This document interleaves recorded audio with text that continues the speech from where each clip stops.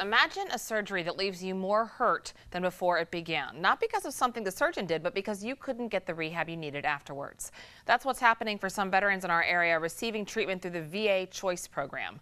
WBTV investigative reporter Nick Oxner has been exposing problems with the VA for months. He is on your side now with details on this critical gap in treatment. Nick.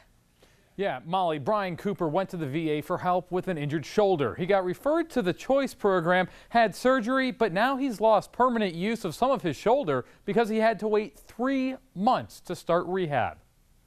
When you agreed to be part of the Choice Program, did you think it would actually end up coming back to hurt you? No, absolutely not. Brian Cooper has regrets about seeking treatment for his shoulder injury through the VA Choice Program. It's billed as a way to get veterans the specialty care they need faster.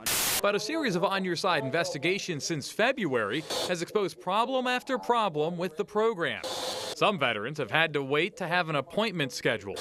Doctors' offices have grown frustrated because they're not getting paid or can't get approval for treatment. But then there are veterans like Cooper, who got approved for surgery in July 2015, but not the rehab. It was October before I finally got the authorization for the physical therapy. 3 months of no rehab meant scar tissue had begun to build up in Cooper's shoulder, meaning he'll never regain full motion. As you're sitting there and you're waiting month after month for your rehab after having the surgery, what's going through your mind? I'd call the doctor and say, okay, what can I do at home?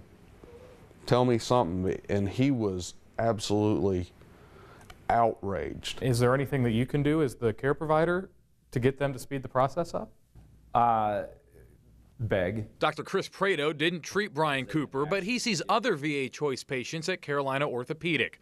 He, too, has had Choice patients have to wait, just like Cooper. You go in under the assumption that the therapy is going to be approved, and then suddenly afterwards there's no approval and you're waiting and waiting. And that really puts you and your patient in limbo. Absolutely. The Choice Program is administered in our area by a company called HealthNet. In a statement, a company spokesman said, quote, "We are rapidly expanding operations and services to meet the demand in an effort to avoid situations like the one you describe." Among the changes the company says it's making is expediting follow-on care, authorizing primary care and follow-up care at the same time, and adding customer service representatives. What would you tell someone at the VA and at HealthNet about your situation? That they need to determine how the bureaucracy is going to work and then put those gears together and just make it work. Now, Brian Cooper is just one of several veterans who've contacted us about getting surgery through the Choice Program but having to wait on rehab. If you're experiencing a problem with the VA, let us know by logging onto our website, WBTV.com, filling out our special web form. Guys, back to you. The director of the Salisbury VA Medical Center is answering questions tonight for the first time since a federal watchdog found employees at the hospital manipulating the time information, the wait times. We were first to tell you about the new report Tuesday night and have been trying to get answers from the hospital's director ever since. Today, she held a news conference. On your side, investigative reporter Nick Oxner was there. So, Nick, what did she have to say about this? Yeah, Maureen, Salisbury VA Director Kay Green said the report released Tuesday is old news because it summarizes findings of the investigation that concluded in September of 2015. But said she and her staff are taking steps to address both the manipulated wait times and a second watchdog report that found problems at the Salisbury VA. You're not going to explain to veterans why, ma'am, you're not going to explain to veterans? Excuse me, no. Salisbury VA Director Kay Green slammed the door on questions about a newly released investigative report that found employees at the Salisbury VA purposely fluffing the numbers on how long veterans were waiting to be seen by doctors. But on Thursday, spent nearly an hour talking with reporters at a press conference. What is most important to me is that we provide veterans with the very best care we possibly can. Green also responded to a second watchdog report that found a backlog of up to 3,000 appointments in Salisbury's radiology department. She said she and staff have made changes necessary to get that backlog down to about 200 currently past due appointments. It's very troubling to me that this report, which is 2.5 years old now, both of these reports, would shake the confidence that our veterans have in us. Green said her facilities made major improvements over the past year and pushed back on questions of whether she received any performance pay while employees were manipulating numbers. The same numbers that were one of a dozen criteria used to decide 50% of her performance review in 2014. I'm going to tell you, I haven't had one bonus or performance award since I've been here. Is it not true that your performance plan, you were evaluated using these numbers that were fluffed or manipulated? That was one, the wait times were one of about 102 metrics that I was evaluated on. Now, Green also fired back at criticism from members of Congress, specifically singling out remarks from Representative Robert Pittenger, saying his criticism very disappointing, among other things. Guys, back to you. A grieving widow breaks her silence for the first time tonight. 5 years after her husband died unexpectedly at the Asheville VA Medical Center, he was just 40 years old.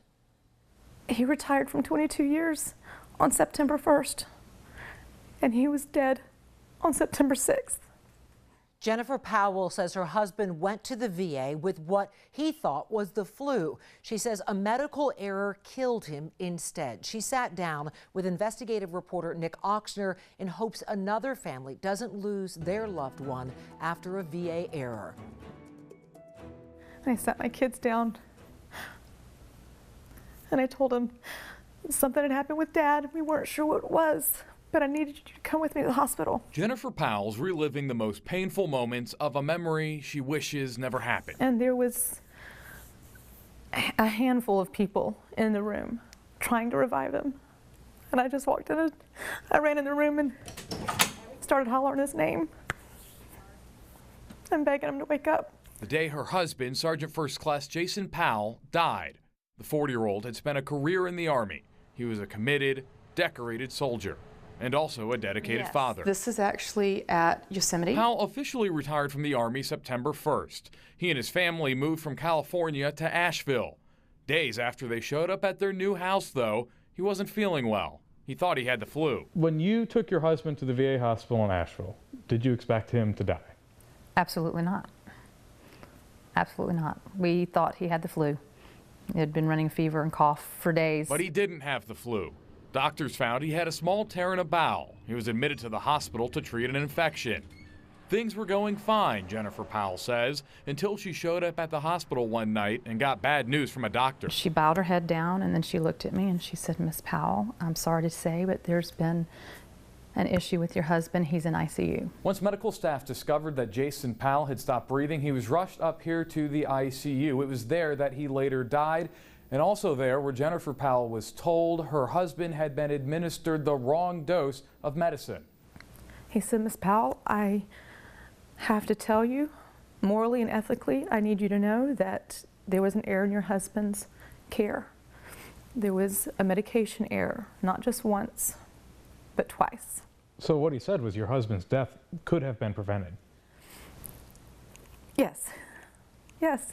Jason Powell was given an overdose of a powerful narcotic not once, but twice. Dr. Carl Bazemore disclosed the error to Jennifer Powell minutes after her husband died. He later testified as part of a medical malpractice lawsuit brought by Powell against the VA that staff at the hospital did make a medication error. But the VA continues to claim that isn't what killed the otherwise healthy 40-year-old who recently retired from the Army. Has the VA ever taken responsibility for what happened to your husband? Absolutely not. Absolutely not. The VA agreed to settle Powell's case out of court, one of more than 2,000 medical malpractice cases settled by the VA in the past 5 years. Government records show the agency has paid more than $500 million in medical malpractice claims since 2012. What goes through my mind is how many families before me and how many families after me. Do you think this could happen again? I absolutely think this could happen again. Despite previously acknowledging the medication error both in and out of court, a spokesman for the Asheville VA Medical Center didn't mention it in a statement provided to WBTV in response to our request for an interview. Instead, that statement said in part, quote, "We take concerns about care seriously and in some cases conduct internal reviews to ensure we provide the highest quality of care and identify opportunities for improvement. Our goal is to always do right by our veterans." The people that go in those doors provide so much for all of us, and their attention to detail and taking care of those men and women need to be their first priority every second of every day. Reporting in Asheville, Nick Oxner, WBTV, on your side.